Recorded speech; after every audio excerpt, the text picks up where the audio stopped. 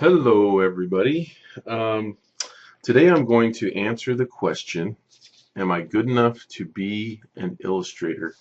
And I'm going to do a screen capture because I want to show a bunch of stuff today.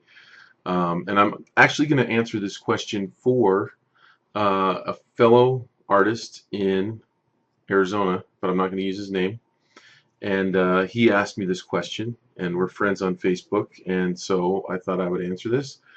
I pick and choose, and I answer maybe 1 out of 20, 1 out of 30 questions that I get, um, because I get too many. But this was a good one, and it came at a good time. And also, uh, I had answered this on a podcast with Chris Oatley. So if you look up Chris Oatley and his site at the what is his site? Let's find it.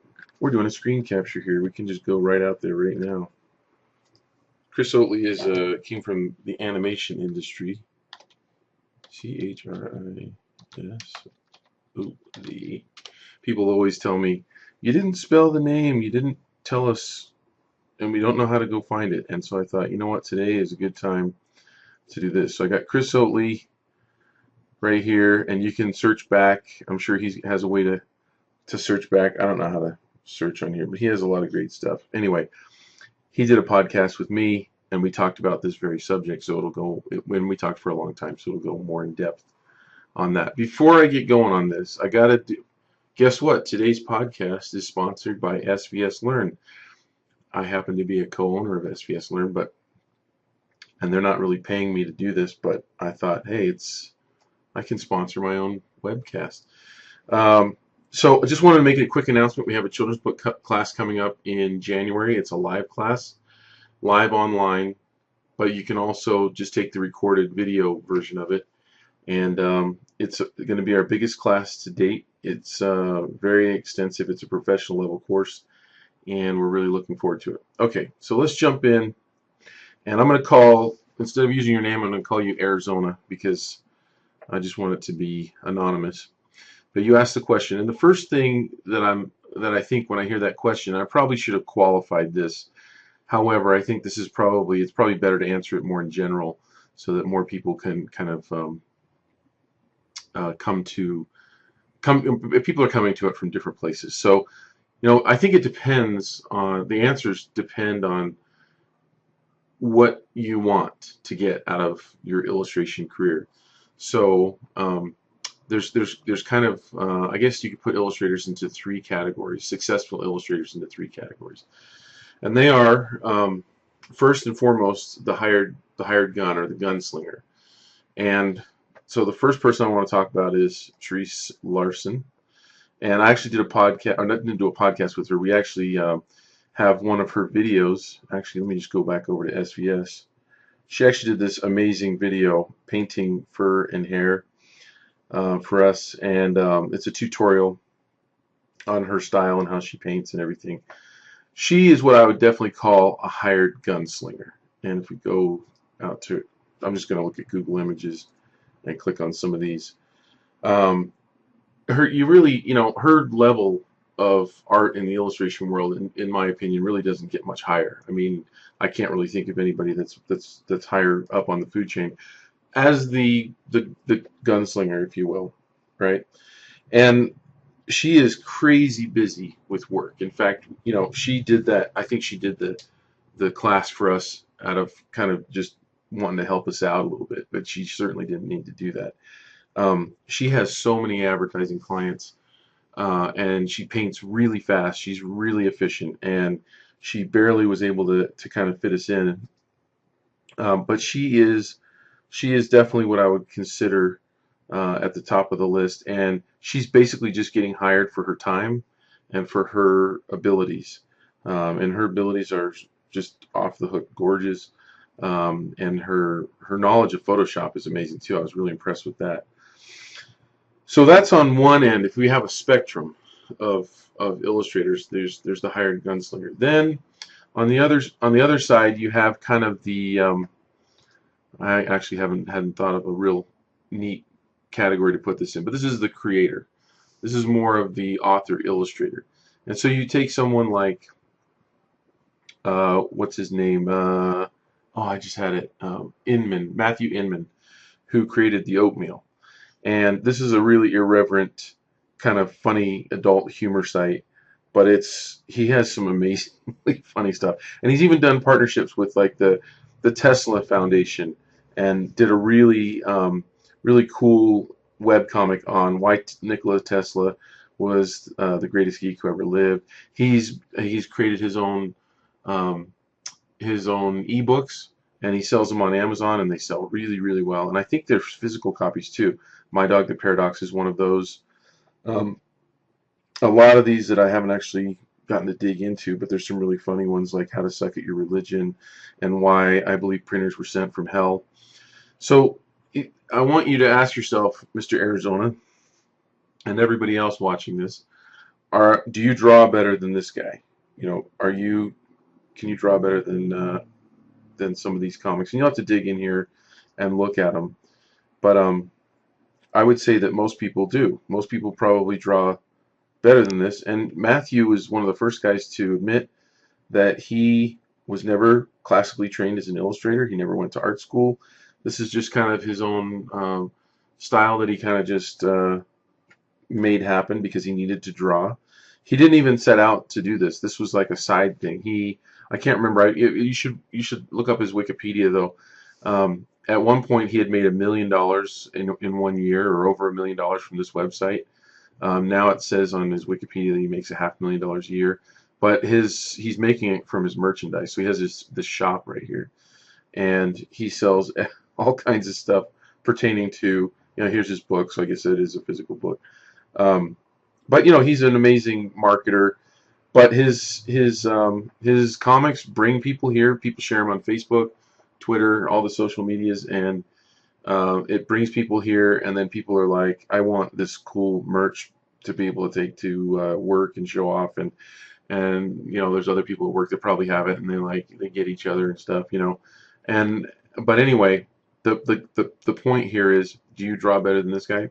Probably. Most people probably do. And he's definitely not a guy who probably even calls himself an illustrator, yet he is illustrating. And there are a lot of illustrators that fit into this category. I would call it primitive work, and I would say it's completely on the other end of the spectrum. A lot of guys fall into doing this type of stuff as a necessity. Another guy that's on this end of the spectrum is Mo Willems. Mo, I believe, came from Nickelodeon, and he's an amazing writer. And I think he was a writer for Nickelodeon.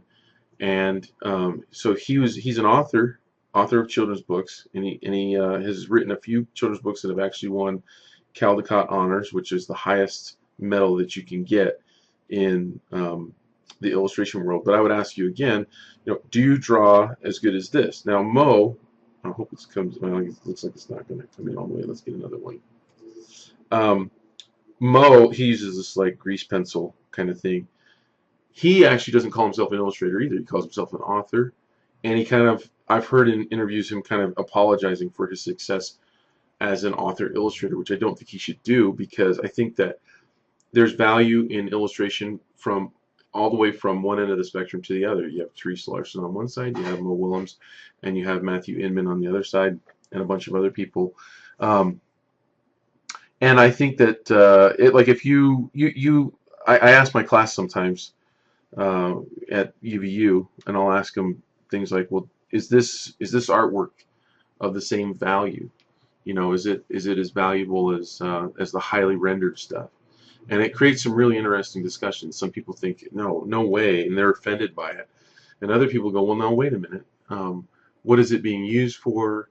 The interesting thing is, I don't know this for a fact, but I would say with a pretty high degree of confidence that Mo, with this stuff and knowing the awards that he's won and what that means, what those awards mean in terms of sales, has made a lot more money than Therese. If I'm wrong, I apologize for saying that, but typically when you work as a gunslinger, you get paid for your time, and you get paid well with advertising clients. They pay pretty well, and you make a really good hourly rate. But when you're not working, when your paintbrush isn't painting, you're not making any money. However, with a book like this, it was New York Times bestseller for I don't know how many weeks, and he's got a zillion books that have done really, really well. That's like income that's happening all the time while you're sleeping, while you're on vacation, while you're working on your next book. You're still making money from your last ones. And I can just tell you that when you win the Caldecott, even the honor books, you sell hundreds and hundreds of thousand copies, and probably over 1 million in a lifetime. And if you're getting, let's do the math real quick. Let's just say you get 50 cents a book and 1 million copies. It's not hard to understand how much money you would make on that. Um, and again, he has a lot of successful books. So I think it's really important to kind of try to figure out where you fit in. I think that it's really helpful um, to try to think of yourself as a creator, and don't just think of yourself as, I want to get hired. I want to be good enough to just get hired. I mean, there's nothing wrong with that, and that can be a really good a stepping stone in. And I think a lot of people say, well, I'm not an illustrator if I am not getting paid to be an illustrator. But I do find it funny, not funny, but interesting, that when I go down to teach my illustration classes at the college, my students draw better than Mo, and they draw better um, than Matthew here, yet they don't consider themselves illustrators, you know. And these guys are getting paid a ton. Another one to think of is Scott Adams, who did Dilbert, and he has said many times before that you know, he wasn't really good at art, he wasn't really good at writing, but he put the two together and he actually made a product that had more value than one left alone, one on their own, the art by itself or the writing by itself. And I think that's a really important principle to think about. Another guy that I've talked about on my YouTube channel before is Eric Dowdle. He's the guy that does the uh, the puzzles for different cities and stuff like that. And again, you know, it's one thing to try to sell. Let me see if I can find one here. Um, it's one thing to try to sell. I'm looking for a famous city. He's got Noah's Ark. He's just done so many of these. Um, well, I'll just click on this one. It's one thing to sell your art alone and to try to sell it in a gallery. That's really hard. Another thing that's really hard is to try to sell your writing. You know, and to pitch your writing. Someone has to actually take time out to read it and try to figure out if it's good and try to figure out if they can sell it. But if you put your art with something else, with art with a song or with music, or you put your art with animation, or you put your art with, in this case, a puzzle. These are all puzzles. Um, if you put your art with writing, if you do something, here's Eric right here, um, then you've created a product that actually has more value. Now, that definitely takes some entrepreneurial spirit, because you can't just make that product and then just hope that it just goes nuts. But this guy has created a multi-million-dollar business just making puzzles with his artwork, you know, and just basically finding out markets to take his puzzles to. And there are probably millions of ideas out there that you can do that haven't been thought of or that haven't been exploited yet. That's one area that you can get into. But if you really are interested in just at first getting paid to be an illustrator, another person that I really like to look at is Brooke Boynton Hughes. And let me just go out to her website here. If it'll come up, I should have had this up already. But she's an illustrator that we've actually had teach at SVS as well. And let's just go out to her portfolio. One of the reasons why I really like to talk about her is because she's so new on the scene, and because she's had a lot of success in a relatively short amount of time. I look at her work and I see it in a different realm. I don't see it out there where Therese Larson is, and I don't see it over there where Mo Willems is. I see it somewhere in the middle.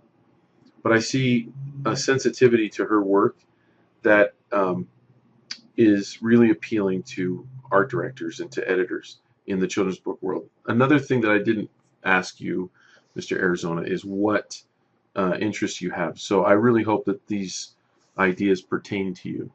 Um, you know, right now in the illustration world, the editorial market is really taking a huge hit, and advertising kind of always has. But I think after 9/11, I don't think it really ever rebounded to where it was.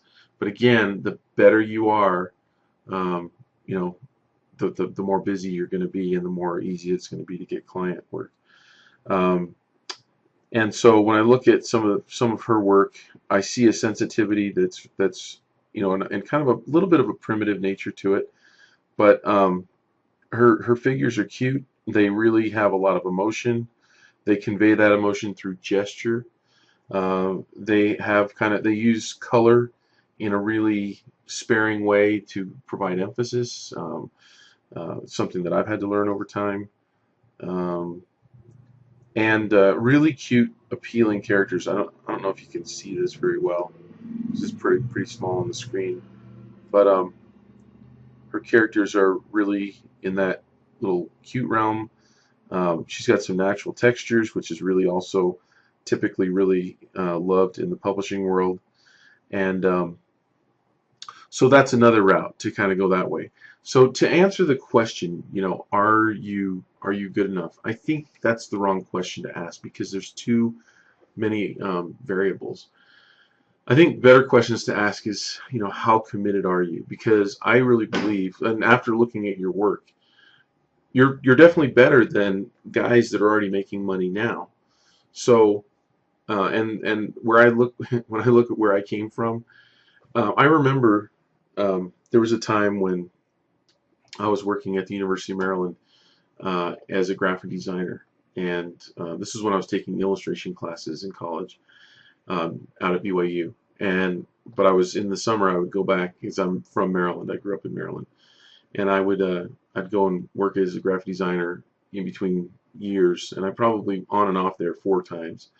And my boss at the time would always tell me, you're good enough. You could definitely make it as an illustrator. And I never believed her. Um, and she believed in me more than I did myself. The thing that I had going for me was just the raw passion to create. I never really thought that it would ever happen. In fact, I was pretty sure that it wouldn't happen. Another thing that happened to me after college, right at the end of my college careers, I got to do a picture book for a small company out here in Utah, and the art director, I only got paid $1,000 to do the book, and the art director told me when I finished and I turned in all the work, and it's bad, it's really raw. Maybe I'll have the guts to share it sometime. The characters look different on every page. I couldn't hold the character. Um, and the art director, took the work and he was really happy with it. I think he really understood that there were problems with it, but hey, they only paid $1,000 for it, so they were pretty happy to get that. But he looked at it and he told me, he's like, well, in a few years we won't be able to afford you. And I didn't believe him. I was like, I just don't believe that. I don't know why you would say that. Like it just didn't ring true to me. And then, I fast forward. I left school and I went and I started my editorial career, working as a freelancer, and really developed a pretty good body of work and was really learning and growing. And I started doing children's books. And then it was like, I think it was probably 5 years ago that I saw him again, and we met at a conference, and he actually said, "You remember what I told you?" And I'm like, "Yeah, I do." And we both laughed because he's like, "It's true, isn't it?" And and I'm like, "I guess so." I mean, like I've gotten to a place now where the clients that I work for are probably a little bit higher than where they are. They're still a really good client, but I think that the biggest thing I can say to you and to anybody else watching this, that's feeling that way, is it worth the time that I'm going to put into this? Am I going to work? What you really want to know is, am I going to work on this for 2, 3, 5, 10 years and not see any success? Because if I knew that, then I wouldn't do it. The ironic thing with art is, I almost think that the mindset, and I didn't have this mindset, so I can't preach and tell you you have to get into this mindset. But I really believe that the mindset that you have to get into is one of not caring about the money. I think that the money really can mess with your head, because when you're working for a client, the problem, the thing that creeps in is you're trying to make art that will appeal to someone else. But really, the best way to be successful is to make art that appeals to you. The more you love what you're creating, the more other people are going to find value in it. And it really does come through. If you saw my editorial work, you would see a lot of lifeless paintings. Paintings that I did because I knew what the client wanted, and it didn't have anything to do with what I wanted. And what got me into doing what I really wanted to do was I probably worked on editorial pieces for 2 or 3 years, and I was making probably at the time when I started to branch off, I was probably making, $40,000 to $60,000 a year. So it was a good income, and this was back in the early 90s. It was a decent income that was coming in, but I wasn't feeling fulfilled as an artist. And so I would do these pieces on my own, and then I would show my rep at the time and say, well, what do you think about this? And they're like, well, it looks a lot different than your editorial work. I don't know if we can sell that or not. But I had a really good rep, Joanne Shuna, and she was really encouraging. And she showed that work as well. And we got clients that would give me work that looked more like children's book stuff in the editorial market. Kind of that if you build it, they will come kind of a thing. And that work led to ultimately what I really wanted to do, which was do narrative illustration, not concept illustration for concepts, not concept animation stuff, but conceptual work for magazines and newspapers and stuff, illustrating ideas with generic characters. That was the thing that I just didn't like. There are illustrators that do that stuff way better than me, and they have a lot of life in their work because they love coming up with those ideas. That used to stress me out like crazy. So working for a client, working for the wrong client, sometimes can be the actual thing that's killing you when you're actually trying to impress those guys so that they'll give you work. It's like a conflict of interest. And then if you take somebody like, I'm just going to go out to another website really quick here. I know I talk about Justin Gerard a lot. He's again one of these top food chain type people on the other end of the scale. And I did a podcast with him last month or the month before. And so he's definitely in the fantasy realm. But one of the things that he does, is he does these amazing paintings. And he's worked himself up to a point where he can do them for himself. And or he does them for commissions. But he does a lot of images for himself to please himself. He sells them at Comic Cons and at Dragon Con and at LuxCon. And then because he's got those paintings there, private collectors come up and say, would you ever do a commission piece? And he makes a lot of money on a painting doing a commission. So he's actually kind of moved beyond the illustration realm and moved into more of the private collector work. So again, he's kind of an entrepreneur because he also does classes online. He creates sketchbooks to sell at these comic conventions. So he's very entrepreneurial. He's creating products that he's selling. He's not working as an illustrator anymore. And there are a lot of people in that realm right now. And that's kind of what I've moved into as well. Is I create a lot of pieces for myself just to kind of propel SVS and to get the word out. And I make images, like I made this one for the children's book class, and so yeah, so there's all kinds of things that can happen to you. Another thing worth mentioning is that there are a number of illustrators that I would consider, and I'm definitely not going to name these guys, but I would put them in the I got lucky category, like lightning struck just right, and I got lucky. And the artwork, your artwork is technically right now, Mr. Arizona, is better than theirs.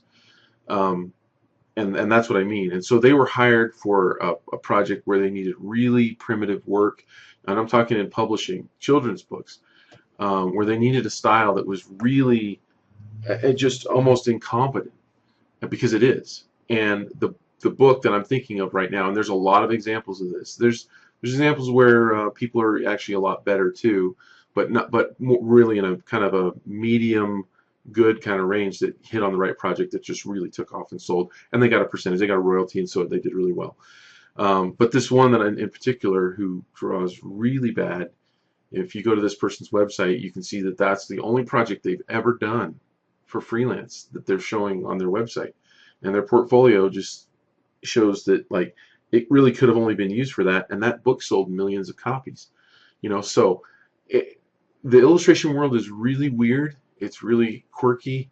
There's weird things that can happen like that, but in general, the better the artwork, the easier time you're going to have getting people interested in it. Um, but if you don't want to go that far, I mean, if you don't want to go as far as a Justin Gerard or a Therese Larson or something, I mean, because that is going to take years and years and years. If that's not the kind of work that you want to do, I would strongly suggest packaging your artwork with something else, like writing or like some kind of turning it into a product of some sort that really has value, that is unique. Another one to think of, and I know I've talked about this before, is my friend Jed Henry. He did Yu-Gi-Oh! Heroes. I don't know if I'll be able to spell that. I won't, but maybe Google will help me. There we go. So I wasn't even close, but guess what? Oh, there we go. Let's see. Yeah, so he created this. He created these posters, and these posters are based on, like, this is Mario Kart right here, and let's see if we can go out there. Let's see if it'll. Yeah, so here's Star Fox, and here's Mario Kart, and there's Zelda right here. And so these are like he created these posters so that at first glance you don't know what it is, but it's kind of like a piece of joke art on your wall, and your friends come over and see it, and they kind of freak out because you've got these really cool Japanese prints, but they're actually 8-bit fighting games from the 80s. And anyway, the guy has done amazingly well. His Kickstarter so far in the art category is the highest funded art project at over $300,000. And then he took that and he's grown this into a business from launching that. But it came with packaging his art with a really cool idea. And it's not like you can just snap your fingers and come up with an idea. If you're going to go the creation route, you're going to have to come up with a lot of ideas that fail.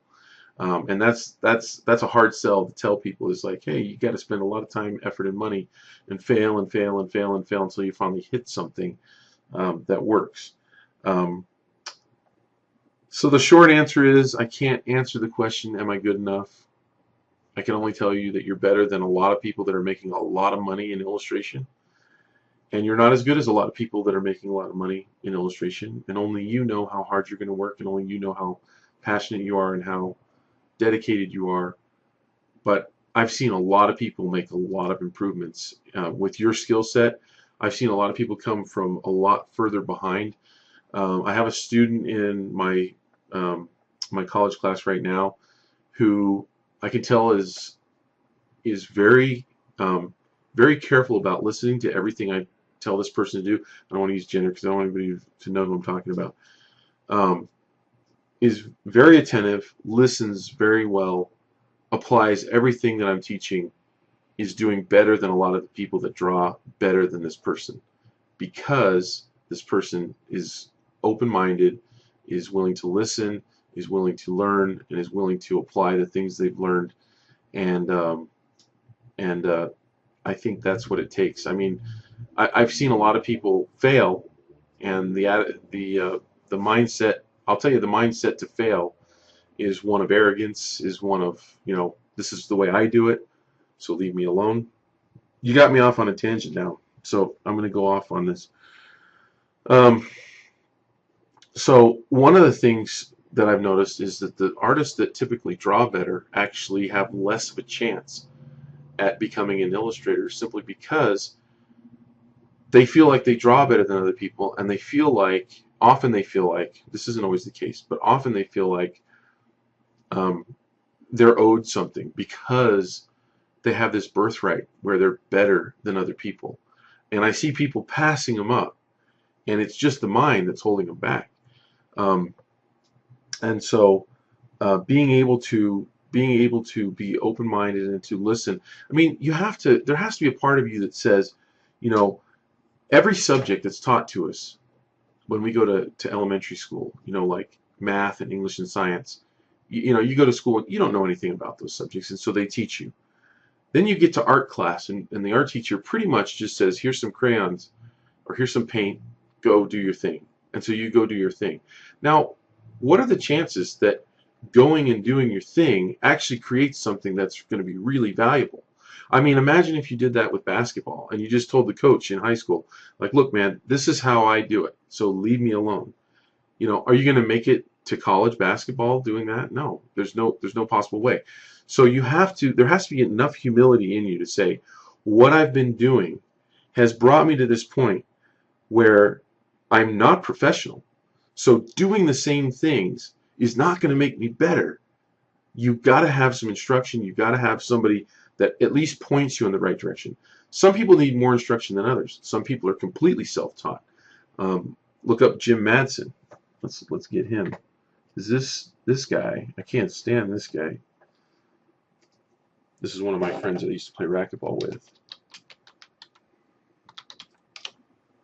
And he is freakishly talented. I can't believe I'm saying that because it's just going to make his head swell. But this guy is self-taught. He didn't really have any instruction, and it's sickening and it's wrong. But the good news is there's not very many of him out there. This is him right here. He's got that smug look on his face. You don't have to worry. Nobody can do this except for a few people, and I still don't understand it. But anyway, where was I going with that? Yeah, you got to work. You got to be open-minded. That's where I was going with that. You've got to be willing to admit that where you've landed at the current state that you're in is you trying to figure this thing out on your own. And it'd be the equivalent of you trying to figure out mathematics on your own, or programming, or accounting, or sports, any kind of thing. There's a process to art, and a lot of teachers won't tell you that. You go to a lot of teachers and they're like, well, and they'll use fancy terms and stuff. You can break it down. It's a process. Every artist has their own recipe. They're usually guarded and secretive about it. One thing that I've come to realize is that originality can't be copied.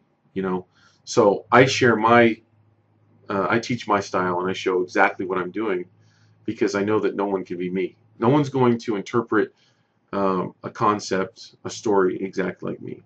And if someone tries to copy me, then they'll be copying me, and they'll copy me for a while, and then after a time, they'll start to branch off, because they won't be able to make it copying me. They'll only be able to make it if they finally figure out who they are. And I'm perfectly fine with people copying me.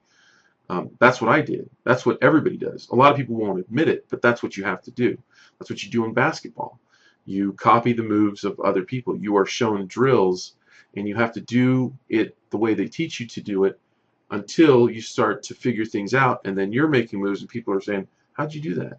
And now you're teaching other people. So that's really where it kind of goes. And again, going back to your original question, I just think it depends on so many variables that I can't answer that, but you can. And I think that if you're truly an artist, is it worth it to pursue it? I think it is. For me, I mean, the amount of passion that I had to create art, I'd still be creating art whether I was getting paid for it or not. I have a friend that lives back in Virginia who I went to school with, Vaughn. Hi, Vaughn, if you're watching. And he's never stopped creating art, and he works for a tech company. And he could easily have been an illustrator, but he went a different path. But he creates art for himself. And he's actually created a lot of ebooks with his wife. And he's created the artwork. She's written the books, and he's created the artwork, and they've sold thousands and thousands of copies on Amazon. Well, this video is already long. Let's just make it longer. Let me see if I can find one. I know it's called Freddy the Frog or something. Let's go to the Kindle store. Should have had this one up already. Bear with me. Freddy the Frog, I think it is. And I think this was their most successful book. Oh, why am I not seeing it? Vaughn, you're going to kill me. Let me type in your name. I must have got the name wrong.